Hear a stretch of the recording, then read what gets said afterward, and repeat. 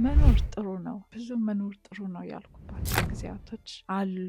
በተለይ ፈተናው ከታለፈ በኋላ ለዚህ ነበር እንደ ስል ለመልካም እንደሆነ ስመለከት፣ በፈተና ውስጥ ደግሞ የተማርኳቸውን ትምህርቶች ስመለከት ምናልባት ይህ ፈተና ባይመጣ ኖሮ እነዚህ ለሰኖች አላገኝም ነበር፣ ኦር እግዚአብሔር የሚሰጠኝን ጸጋ አላገኝም ነበር የምላቸው ብዙ ጊዜያቶች ስለነበሩ መኖር ጥሩ ነው ያልኩባቸው ነበሩ።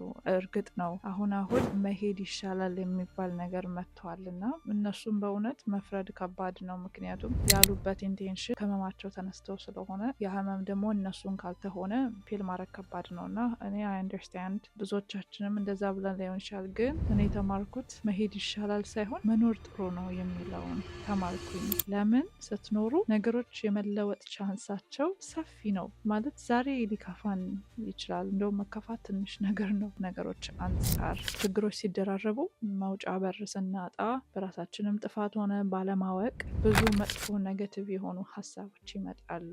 ቶሎ የመገላገል ነገር ስሜት ይመጣል። ግን ከሄድን ሄድን ነው፣ መመለስ አይቻልም። ንስሐ መግባት አይቻልም። የበፊቱንም ማስተካከል አይቻልም። በቃ 4 ነጥብ። ህይወት እዛ ጋር ታቆማለች።